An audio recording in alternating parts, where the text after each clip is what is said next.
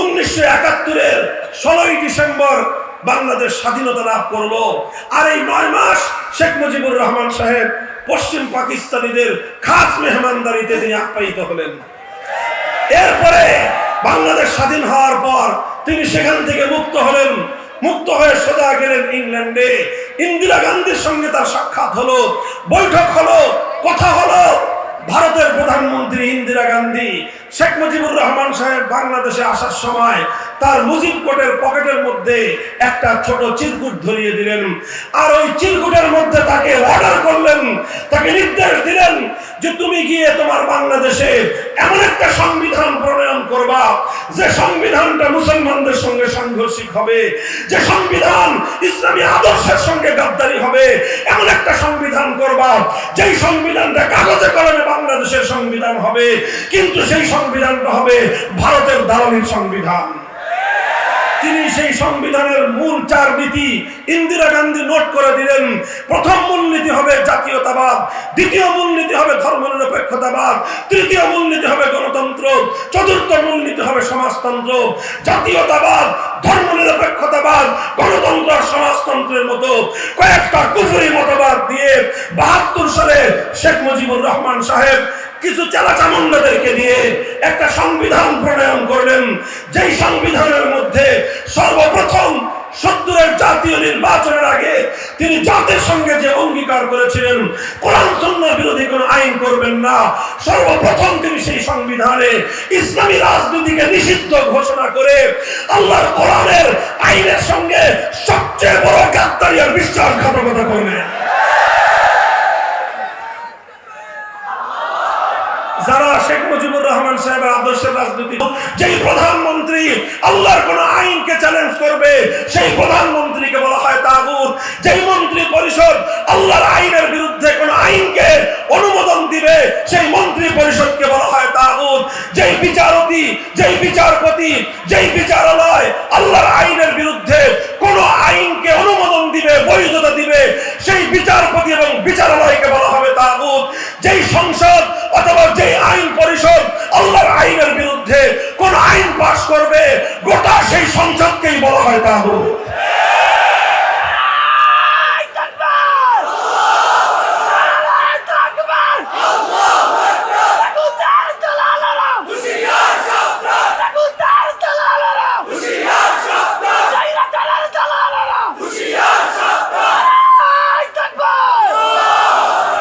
মুহতারাম হাজিরিন, এই তাগুত আপনারা চিন্তা করেন, কোন মুসলমান যে নিজেকে ইমানদার বলে পরিচয় দেয় তাকে যদি দুর্গার পূজা করতে বলা হয় সে রাজি হবে? কোন ইমানদারকে যদি কালী অথবা সরস্বতী মূর্তির দেবতার পূজা করতে বলা হয় সে রাজি হবে? যেমনি ভাবে কোন গায়রুল্লাহর পূজা করতে কোন ইমানদার রাজি হতে পারে না, ঠিক তদ্রুপ আল্লাহর আইনের বিরুদ্ধে সংসদ যখন কোন আইন পাস করে, আল্লাহর আইনের বিরুদ্ধে মন্ত্রী পরিষদ যখন কোন আইনের অনুমোদন দেয়, আল্লাহর আইনের বিরুদ্ধে কোন রাষ্ট্র ব্যবস্থা যখন কোন আইন করে, কোন ইমানদার নিজের দেহে এক ফোঁটা রক্ত থাকতে, দেহে প্রাণের স্পন্দন থাকতে আল্লাহর আইনের বিরুদ্ধে যত বড় রাষ্ট্র হোক না কেন রাষ্ট্রের সে আইনকে সে মানতে পারে না।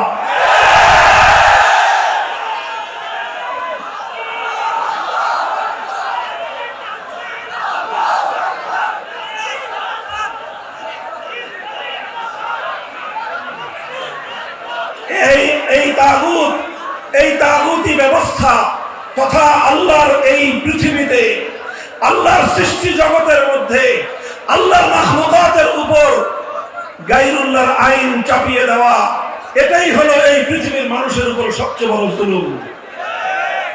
লক্ষ্য করে বুঝেন, আল্লাহর মাখলুক সৃষ্টি করলেন কে? এই জমিন সৃষ্টি করলেন কে? এই মানুষ সৃষ্টি করলেন কে? এই মানুষকে লালন পালন করেন কে?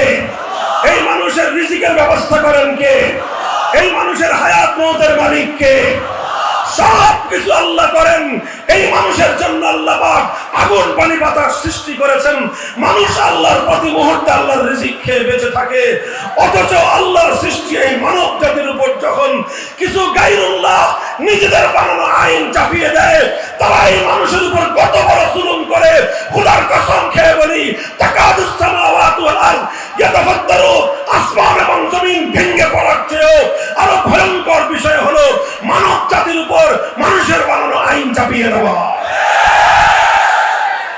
অভিশাপ মুসলমানদের মধ্যে দীর্ঘ একটা সময় পর্যন্ত ছিল না। সাহাবীদের যুগে ছিল না, খেলাফতে রাশেদের যুগে ছিল না, খেলাফতে বনু উমাইয়ার যুগে ছিল না, খেলাফতে বনু আব্বাসিয়ার যুগে কোনোদিনও কোনো মুসলমান একথা কল্পনাও করতে পারত না যে মুসলিম সমাজের মধ্যে গায়রুল্লাহর কোনো আইনের দ্বারা সমাজ পরিচালিত হবে। সর্বপ্রথম এই অভিশাপ মুসলিম জাতির উপর চেপে বসলো যখন তাতারিরা মুসলমানদের জাতির উপর, তাতারিরা মুসলিম বিশ্বের উপর হামলে পড়লো। তারা আগ্রাসন শুরু করলো, মুসলমানদের খেলাফত ধ্বংস করে, মুসলমানদের খেলাফতের কেন্দ্রবিন্দু বাগদাদকে ধ্বংস করে তারা মুসলিম বিশ্বের বিপুল জায়গা দখল করে তাতারিরা ক্ষমতার মস্তক কেড়ে নিল। আর সর্বপ্রথম এই তাতারি মঙ্গোলি সম্প্রদায় মুসলিম জাতির উপর তাদের তাতারিদের নেতা কুখ্যাত ধ্বংসযজ্ঞবাজ চেঙ্গিস খানের বানানো আইন, যেটা ইতিহাসের পাতায় বলা হয় ইয়াসেক নামক চেঙ্গিস খানের বানানো আইন গ্রন্থ দিয়ে মুসলিম জাতির উপর তারা শাসন এবং আইন কার্যক্রম পরিচালনা করা শুরু করলো। এটাই ছিল ইতিহাসের আলোকে মুসলিম জাতির উপর আল্লাহর আইনের বিরুদ্ধে মানব রচিত আইনের সর্বপ্রথম প্রয়োগ। যখন এই তাতারিরা মুসলমানদের উপর চেঙ্গিস খানের বানানো আইন প্রয়োগ করলো, ওলামায়ে কেরাম সর্বশক্তি দিয়ে, মুসলিম উম্মাহ সর্বশক্তি দিয়ে এটাকে প্রতিরোধ করার চেষ্টা করলেন।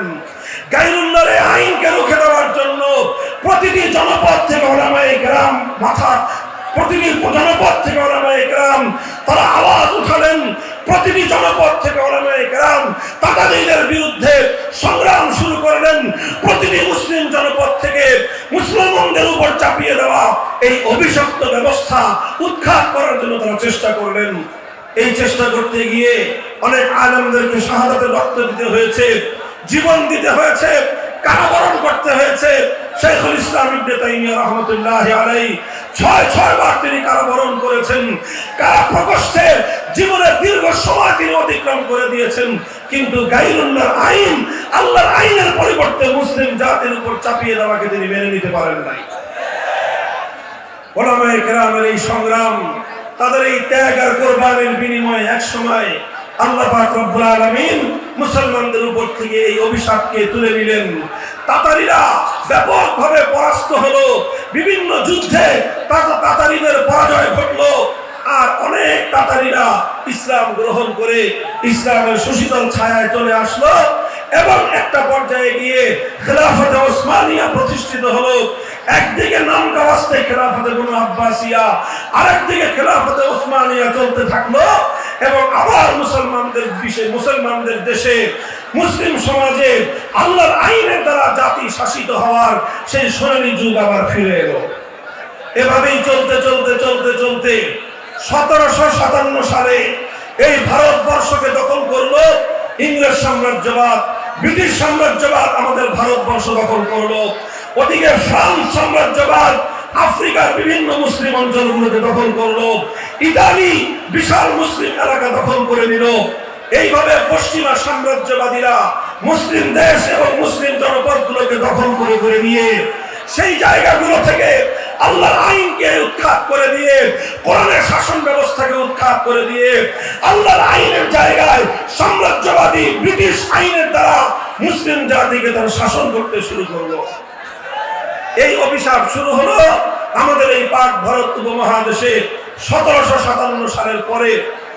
যখন এই অভিশপ্ত ধারা শুরু হলো, সর্বপ্রথম শাহ আব্দুল আজিজ মুহাদ্দিস দেহলভী রাহমাতুল্লাহি আলাইহি তিনি একটা ঐতিহাসিক ফতোয়া দিয়েছিলেন। সেই ফতোয়া হলো এই যে ভারতবর্ষে সংখ্যার দিক থেকে মুসলমান যতই হোক না কেন, সংখ্যার দিক থেকে মুসলমান যতই হোক, মুসলমানদের দেশ হওয়া, মুসলিম দেশ হওয়া, ইসলামী দেশ হওয়ার জন্য সংখ্যায় মুসলমান বেশি প্রয়োজন নয়। আর সংখ্যায় মুসলমান যতই থাকুক, একটি দেশ তখনই ইসলামী দেশ থাকে যখন সেই দেশের শাসনতন্ত্র হয় কোরআনী শাসন, যখন সেই দেশের আইন হয় আল্লাহর আইন। সর্বপ্রথম যখন ব্রিটিশ সাম্রাজ্যবাদীরা মুসলমানদের এই ভারতবর্ষকে দখল করে আল্লাহর আইনের পরিবর্তে ব্রিটিশদের প্রবর্তিত আইন তারা চালু করলো, শাহ আব্দুল আজিজ রহমতুল্লাহ আলাইহি ফতোয়া জারি করলেন, এই দেশ এখন কোটি কোটি মুসলমান থাকতে পারে, কিন্তু এই দেশ আর ইসলামী দেশ নাই, এই দেশ এখন দারুল ইসলাম নয়, এই দেশ এখন দারুল হরব, অর্থাৎ এই দেশ এখন কাফেরদের দ্বারা আক্রান্ত দেশ। কারণ এই দেশে মুসলমান থাকতে পারে, মুসলমানরা নিরাপদ থাকতে পারে, কিন্তু এদেশে ইসলাম নিরাপদ নাই, এদেশে ইসলামের আইন নিরাপদ নাই। যে দেশে ইসলামের আইন নিরাপদ নাই সেই দেশ দারুল হরব।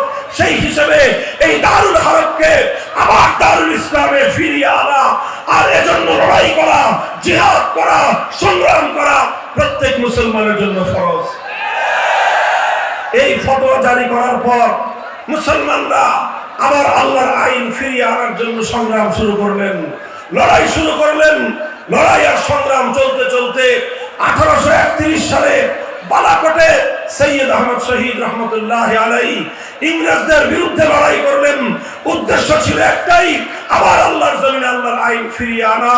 সেই বালাকোটে সৈয়দ আহমদ রহমতুল্লাহ আলাইহি শাহাদাত বরণ করলেন। আবার মুসলমানরা নতুন করে লড়াই শুরু করলো, প্রস্তুতি শুরু করলো। আবার 1857 সাল এলো। 1857 সালে হাজী ইমদাদুল্লাহ মুহাজির মক্কি রহমতুল্লাহ আলাইহি আল্লাহর জমিনে আল্লাহর আইন বাস্তবায়নের জন্য খেলাফতের ঘোষণা দিলেন এবং তিনি আমিরুল মুমিনিন হিসেবে মুসলমানদের উপর আল্লাহর আইন প্রয়োগ করার ঘোষণা দিলেন।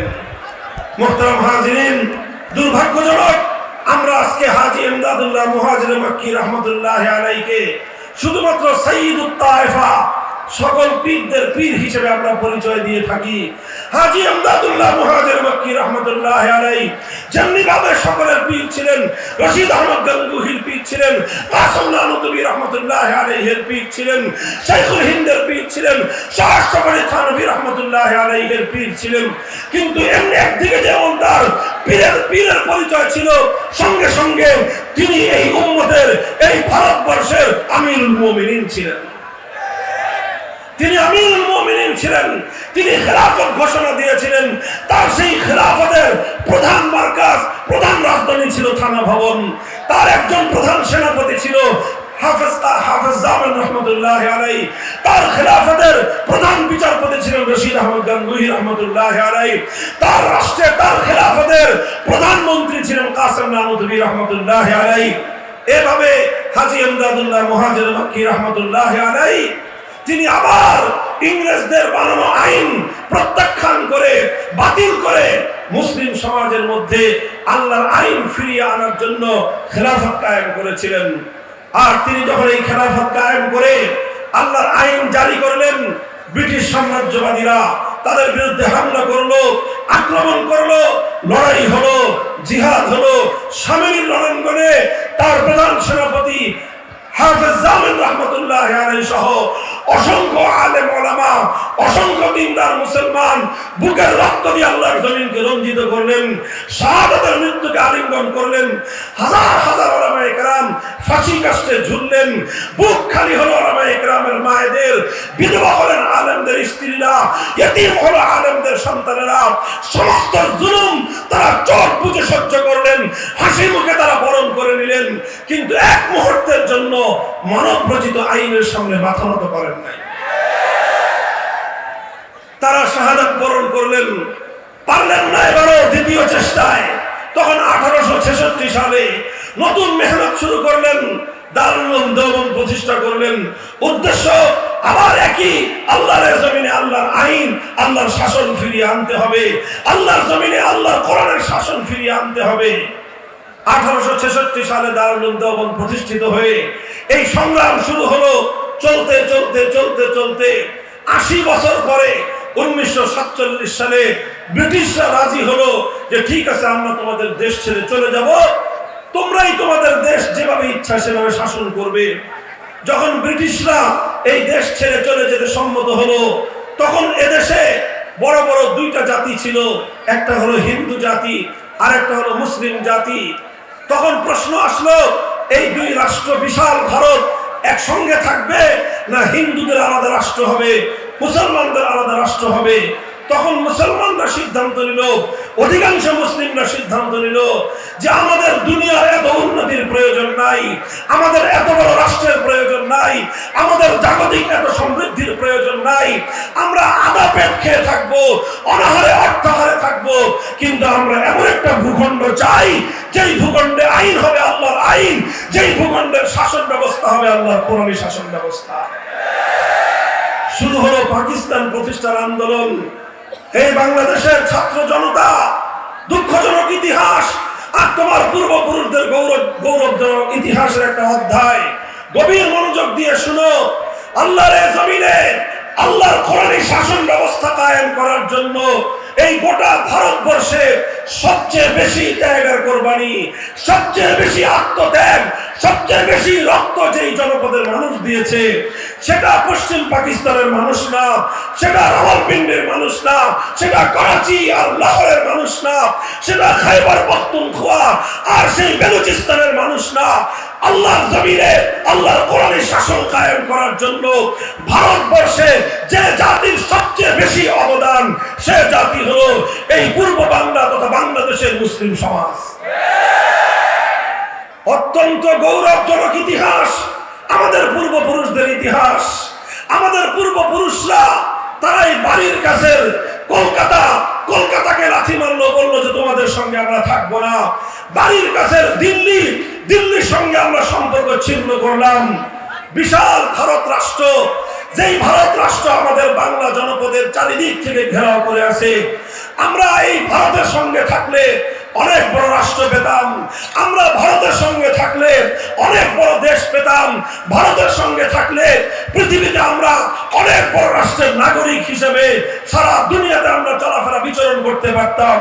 কিন্তু আমাদের পূর্বপুরুষরা, তোমাদের পূর্বপুরুষরা বাড়ির কাছের দিল্লি আর বাড়ির কাছের ভারতবর্ষকে লাথি মেরে 2000 কিলোমিটার দূরের সেই পশ্চিম পাকিস্তানিদের সঙ্গে হাতে হাত রেখেছিল। এ কারণে নয় যে ওরা পশ্চিম পাকিস্তানি খান পাঠান, শুধু একটা কারণে, ওদের পরিচয় মুসলমান, আমাদের পরিচয় মুসলমান। আমরা বলেছিলাম আসো মুসলমান মুসলমান, হাতে হাত রাখি, ভ্রাতৃত্বের বন্ধন স্থাপন করি, আর আমরা এমন একটা রাষ্ট্র করি যে রাষ্ট্রের সংবিধান হবে আল কোরআন। আল্লাহর কোরআনের আইনের দ্বারা শাসিত হওয়ার জন্য পশ্চিম পাকিস্তানের মুসলমানদেরও অনেক ত্যাগ রয়েছে, অবদান রয়েছে। তবে পশ্চিম পাকিস্তানিদের যেই পরিমাণ অবদান, সেই আল্লাহর নিজামে ইসলাম কায়েম করার জন্য, ইসলামী শাসন ব্যবস্থা কায়েম করার জন্য পশ্চিম পাকিস্তানিদের অবদানকে এক পাল্লায় রাখা হলে, আর বাংলাদেশের মুসলমানদের অবদান অপর পাল্লায় রাখা হলে, বাংলাদেশের মুসলমানদের অবদান তাদের চেয়ে 10 গুণ বেশি ভারী হয়ে যাবে। কিন্তু দুর্ভাগ্য আমাদের, আমরা স্বাধীন করলাম, আমরা হিন্দুদের থেকে আলাদা হয়ে মুসলিম রাষ্ট্র গঠন করলাম। এমন একটা রাষ্ট্র যে রাষ্ট্রের সংবিধান হবে কোরআনী সংবিধান, যে রাষ্ট্রের শাসনতন্ত্র হবে ইসলামী শাসনতন্ত্র, যে রাষ্ট্রের নিজাম হবে নিজামে ইসলাম। এরকম একটা স্বপ্ন নিয়ে এদেশের মানুষ হাজার মাইলের দূরত্বের পশ্চিম পাকিস্তানিদের সঙ্গে আমরা বন্ধন গড়ে তুললাম। কিন্তু দুর্ভাগ্য, পশ্চিম পাকিস্তানিরা আমাদের 1947 সালের 15ই আগস্টের স্বাধীনতা অর্জন হওয়ার পর থেকেই ওরা আমাদের সঙ্গে বিমাতাসুলভ আচরণ শুরু করলো, বিশ্বাসঘাতকতা শুরু করলো, গাদ্দারি করা শুরু করলো। আমাদের আলেম সমাজ বারবার তাদেরকে বলল, অঙ্গীকার পুরো করো, জাতির সঙ্গে যে ওয়াদা করে পাকিস্তান গঠন করেছিলে, মুসলমানদের জন্য একটা ভূমি হবে, ভূখণ্ড হবে, একটা দেশ হবে, যেই দেশের শাসনতন্ত্র হবে ইসলামী শাসনতন্ত্র, যেই দেশের আইন হবে আল্লাহর কোরআনের আইন, সেই অঙ্গীকার তোমরা পূরণ করো। পশ্চিম পাকিস্তানি রাষ্ট্রনায়করা বলতো হুজুরদেরকে যে হুজুর আর কয়েকটা দিন সবুর করেন। কেন সবুর করব? তারা বলতো যে রাষ্ট্রটা এখনো শিশু রাষ্ট্র, তো এখনো শিশু রাষ্ট্র হওয়ার কারণে এখন যদি আমরা এই রাষ্ট্রের মুসলমানি করাই তাহলে এই রাষ্ট্রটা টিকবে না। বুঝেন না এই কথা? আরে পোলাপানদের মুসলমানি করায় না, একটু বড় হয়নি। ওই পশ্চিম পাকিস্তানি শাসকরা আমাদের আলেম ওলামারা যখনই দাবি তুলতো যে রাষ্ট্রে মুসলমান বানাও না কেন, কয় হুজুর এই রাষ্ট্রটা শিশু, তো আরেকটু বড় হোক, এরপরে এই রাষ্ট্রকে মুসলমান বানাবো, রাষ্ট্রের মুসলমানি করায় কোরআনের শাসন আমরা কায়েম করব। এই করতে করতে 10 বছর যায়, 15 বছর যায়, 20 বছর যায়। হুজুররা যখনই বলে তখনই তারা বলে যে হুজুর এটা এখনো শিশু রাষ্ট্র, এখনই যদি আমরা এখানে ইসলাম কায়েম করি আমেরিকার সাহায্য পাওয়া যাবে না, ইউরোপ আমাদের থেকে মুখ ফিরিয়ে নেবে, আমরা তখন পৃথিবীতে মাথা উঁচু করে দাঁড়াতে পারবো না। এই নানা রকম অজুহাতে ছলচাতুরি দিয়ে অজুহাত দেখিয়ে এদেশের মুসলমানদেরকে 24 বছর পর্যন্ত বঞ্চিত করে রেখেছে। এদেশের মুসলমানদের সঙ্গে 24 বছর পর্যন্ত গাদ্দারি আর বিশ্বাসঘাতকতা করেছে। আমার আব্বাজান মরহুম হযরত শাইখুল হাদিস আল্লামা আজিজুল হক রাহমাতুল্লাহ আলাইহি একটা কৌতুক করে এই ক্ষেত্রে একটা কথা বলতেন যে 24 বছর একই গান শুনাইলো যে রাষ্ট্র এখনো শিশু। যেই ছেলে 24 বছরের শিশু থাকে ও বালেগ হয় না, বললেন যে এটা 90 বছরে আর বালেগ হবে না। কাজে এই রাষ্ট্র রাখার দরকার নাই। যেই পাকিস্তান আল্লাহর কোরআনের বিধান বাস্তবায়নের অঙ্গীকার করে প্রতিষ্ঠিত হয়েছিল, 24 বছর পর্যন্ত রাষ্ট্র যদি শিশুই থাকে, তাহলে 24 বছরের যে রাষ্ট্র বালেগ হয় না, 24 বছরের যে রাষ্ট্র সে তার প্রাপ্তবয়স্ক হয় না, সে রাষ্ট্রের প্রয়োজন নাই। পাকিস্তান ভেঙ্গে খান খান করে দাও। যখন এইভাবে আলেম সমাজ পাকিস্তানের প্রতি তাদের অনাস্থা জ্ঞাপন করলেন, মুসলমানরা 24 বছর পর্যন্ত কোরআনী সংবিধান চেয়েছে, বারবার তারা বঞ্চিত হলো। মুসলমানদের হৃদয়ে ক্ষোভ পুঞ্জীভূত হতে থাকলো। এই সময়ে 1970 সালে এই বঙ্গ জনপদের একজন লিডার, একজন নেতা, তিনি জাতিকে আশ্বস্ত করার জন্য একটা ঘোষণা দিলেন। সেই ঘোষণা হলো যে আমরা যদি বিজয়ী হতে পারি তাহলে কোরআন সুন্নাহ বিরোধী কোনো আইন করব না। কোরআন সুন্নাহ বিরোধী কোনো আইন করবেন না। এই কথাটা কে বললেন? শেখ মুজিবুর রহমান সাহেব। তিনি এই তার জন্মের ইতিহাসে সবচেয়ে ভালো কোনো কাজ যদি করে থাকেন, তাহলে তার এই ভালো কাজটা ছিল 1970-এর জাতীয় নির্বাচনের সময় জাতির সঙ্গে তিনি একটা অঙ্গীকার করেছিলেন যে কোরআন সুন্নাহ বিরোধী কোনো আইন তিনি করবেন না। এটা আমাদের মোল্লা মৌলবীদের মুখের কথা নয়, এটা বাংলাদেশের স্বাধীনতার দলিলপত্র ঘেটে দেখেন।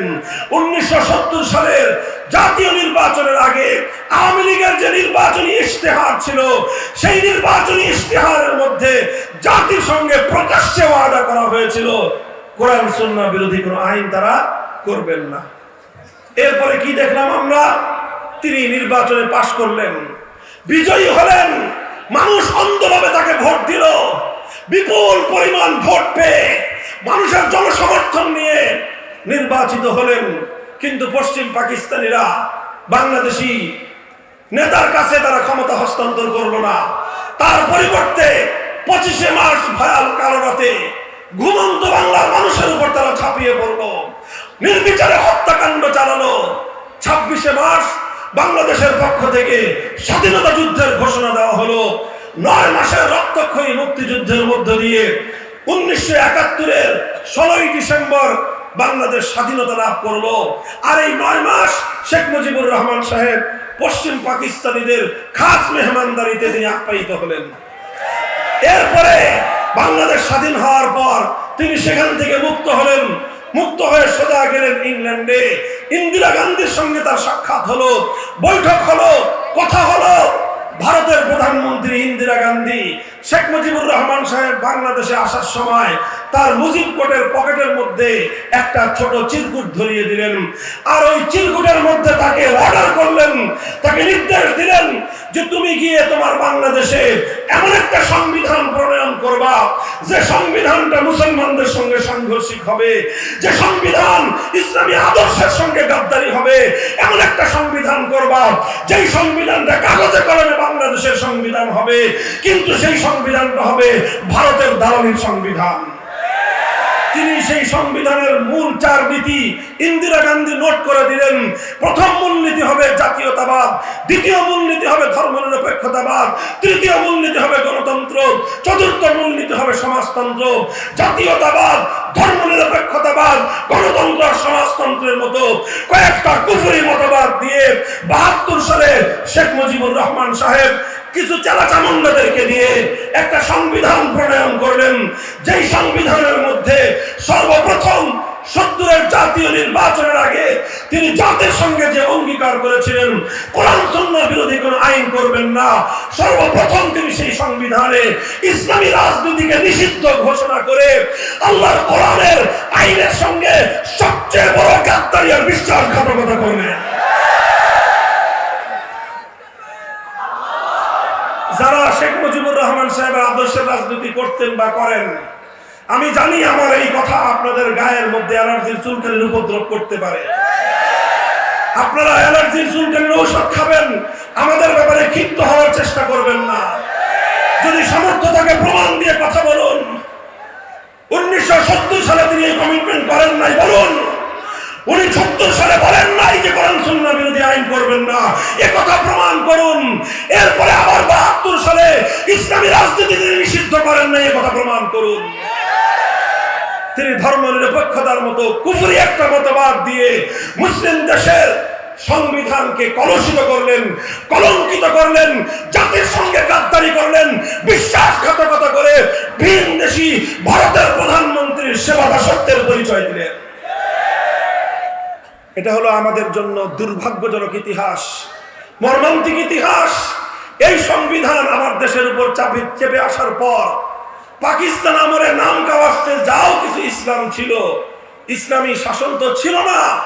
এখন বাংলাদেশে এসে কোরআন সুন্নাহ বিরোধী কোন আইন তৈরি না করার অঙ্গীকার করার পর তিনি যেটা করলেন সেটা হলো আক্ষরিক অর্থে বাংলাদেশে ইসলামকে তিনি নিষিদ্ধ করলেন। এর ফলাফল তিনি পেলেন বেশি দিন লাগে নাই। 15ই আগস্ট 1975 সালে হিসাব নিকাশ পরিপূর্ণ তাকে আল্লাহর পক্ষ থেকে চুকায় দেওয়া হলো। গাদ্দারির পরিণাম তিনি পরিপূর্ণভাবেই পেলেন। এ কথা বলতে আমাদের কোনো দ্বিধা নাই। শেখ মুজিবুর রহমান সাহেব 72 সালে জাতির সঙ্গে গাদ্দারি করেছিলেন। এই কথা ভাবে বলতে হবে। যার রক্তের সঙ্গে, যার রাজনীতির ইতিহাসের সঙ্গে, জাতির সঙ্গে গাদ্দারির ইতিহাস থাকে, সে পশ্চিম গেলেও কোন জাতির পিতা হতে পারে না।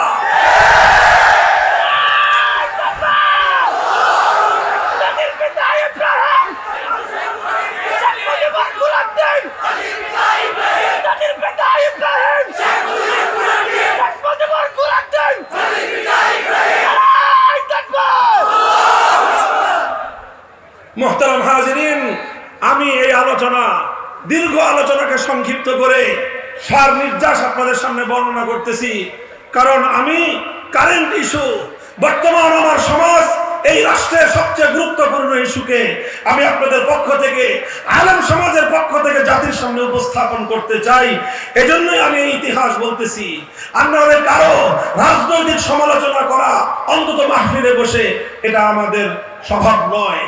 কিন্তু যেটা জাতির প্রসঙ্গ, যেটা ইসলামের প্রসঙ্গ, যেটা ইসলামের অস্তিত্বের প্রসঙ্গ, যেটা ঈমান এবং কুফরির মাসআলা, সেটাকে কোনো কৌশলের দোহাই দিয়ে, হিকমতের দোহাই দিয়ে সে বক্তব্য থেকে নীরব থাকা, এটা অন্য কেউ করতে পারলেও আলেম সমাজের পক্ষে করা উচিত হবে না।